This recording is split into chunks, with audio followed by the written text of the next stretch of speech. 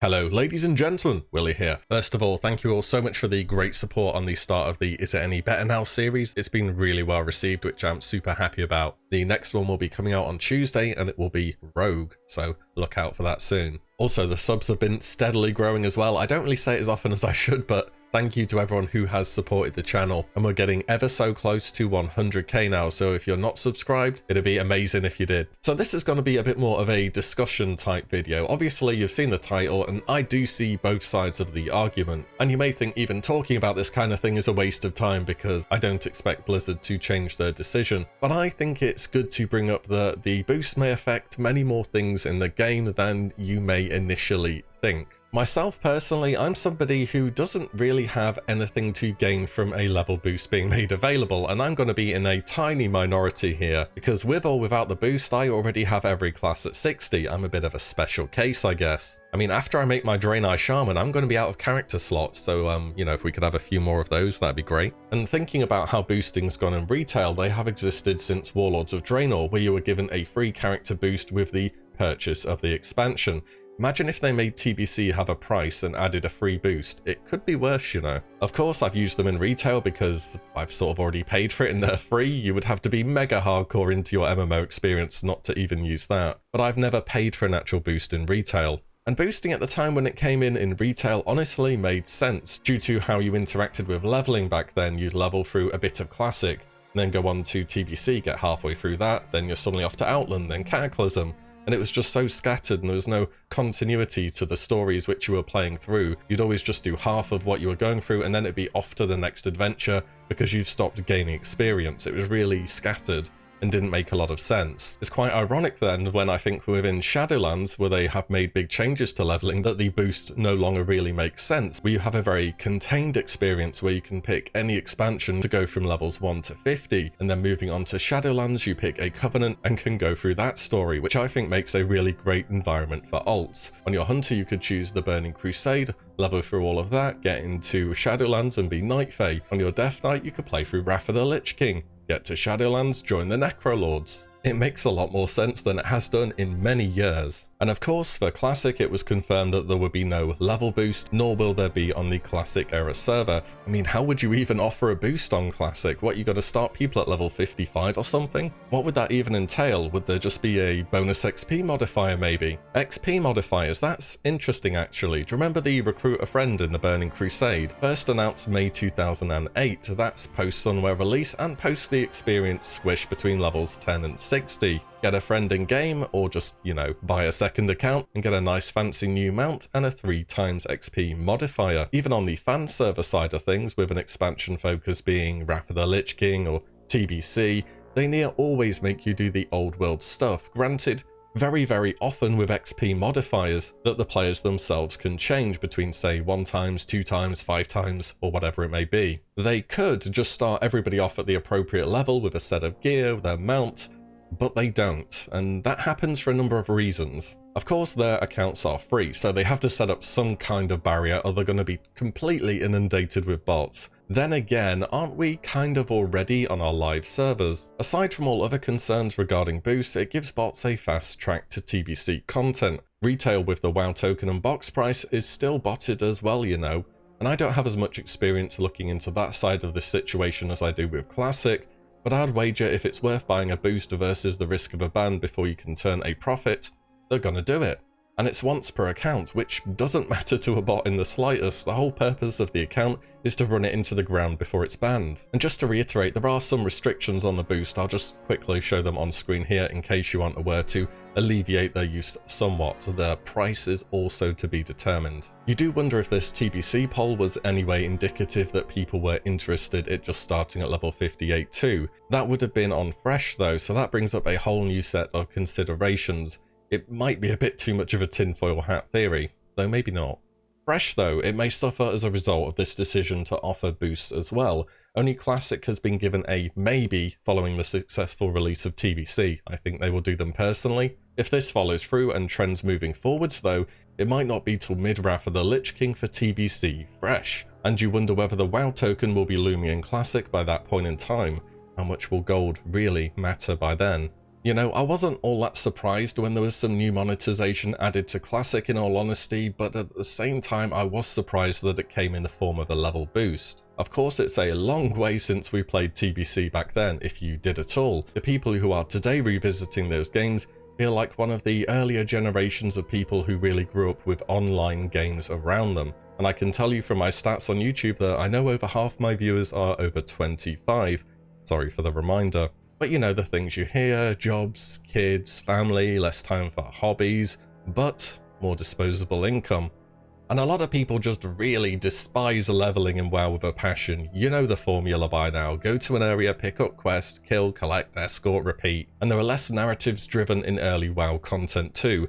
Not to say there are none. Think of Lincoln's adventure in Ongoro Crater, the quest series leading up to ZG Island, the first time you got your Drakefire Talisman or Seal of Ascension, Rockdalar Benediction. There's a bunch of really cool quest chains in WoW Classic. You look at Shadowlands now and each zone has a huge story attached to it. Covenant campaigns are questing past level cap for lore. Imagine that.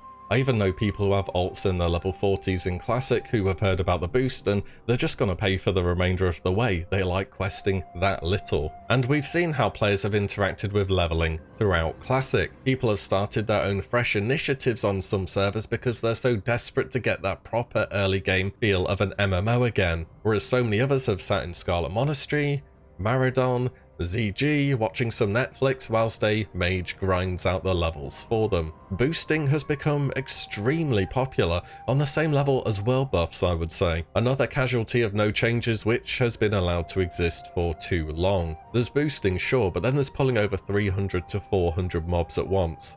You can have a bit too much of a good thing. And there are a lot of people who aren't so invested in this conversation at all that just want to, you know, play the game in the evening. I'd imagine that'll be a larger number of people who are going to be picking up a boost. But even if you are more invested in the game, this brings up some new points for you as well. Are you going to pay to fast track a professional to get them ready for launch day?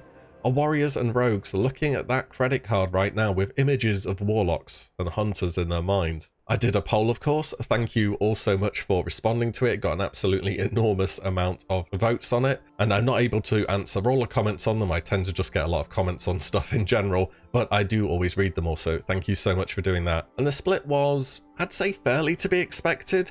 60% yes, 40% no. I honestly thought the yes would be higher, but this shows you the volume of players who are in the camp of returning to the game, don't want to level, or re-rolling, or are picking up a profession alt. This also excludes the huge number of players who are going to be playing a Blood Elf or a Draenei, and people really interact with the game differently today too compared to how they did back then. I don't even think I knew that raids were a thing in vanilla. That's the type of player I was. Internet pages took so long for me to load that I just never bothered to look things up, as it would just lag the game out and make it unplayable. Yes, it really was that bad. I lived in the middle of the country where broadband was considered a new innovation. They only got fibre there last year. And vanilla, for the majority of the game, in my opinion at least, is before level 60. I've heard many stories of people who have rushed to 60 and just burned themselves out in no time because, well, there's just less to do at level cap than in retail expansions. You may think I'm crazy with all my level 60s that I don't even play, but there are people who do all the raid content every week on 3 to 4 characters. Some people even do the raid content on multiple of the same class each week. I mean, I don't hate the raid content, but that's crazy to me. I'd be burned out in less than a month. Though granted, TBC does do a good job in extending the endgame in a number of ways. We have arenas, our new raids, rep grinds for attunement, new reasons to re-level professions, dailies, and so on and so forth. And several things were set to happen at the start of TBC that would have really revived the level 1 to 58 world, assuming they were all in the pre-patch of course. Lower experience requirements between 10 and 60, mage boosting effectively removed by the AoE caps, though they would have been replaced by paladins.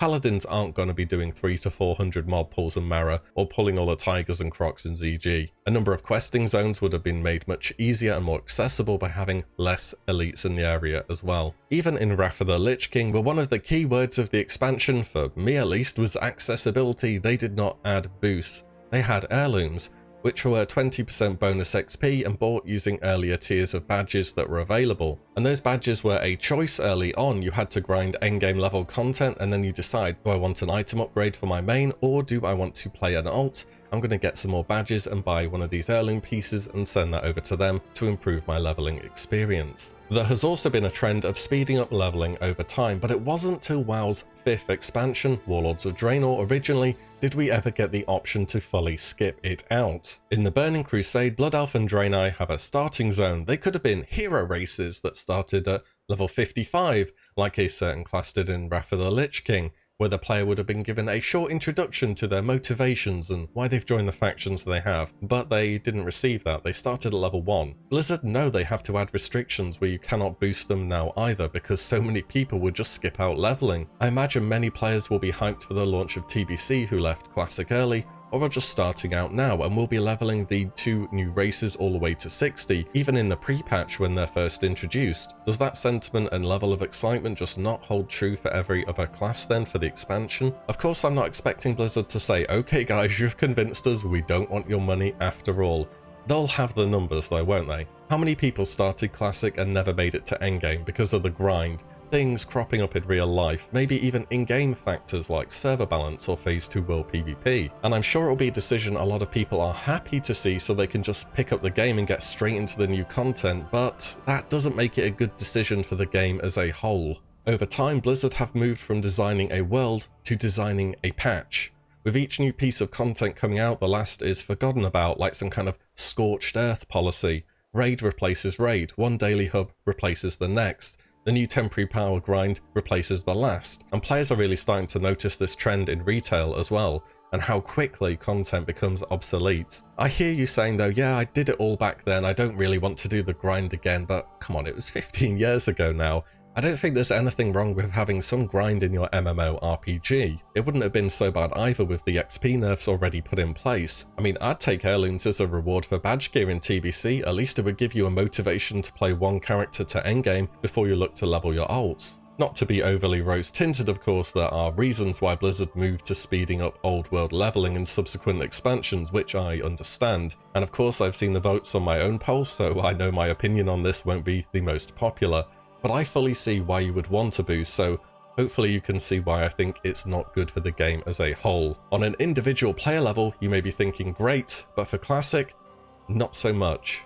There were other avenues which could have achieved a similar effect we've talked about already, recruit a friend, heirlooms, and so on. So there we go. Surprisingly, the guy who has leveled a bunch of characters to 60 thinks the boost is bad. Who would have thought? What a shocker. Anyways, I just wanted to get that out as I had a few more thoughts on the subject. You can let me know what you think about the whole boost below, whether you will intend to be using one, and how you think it will affect the game as well. That's it though. As always, thank you all so much for watching and listening in, and I'll see you in the next one very soon.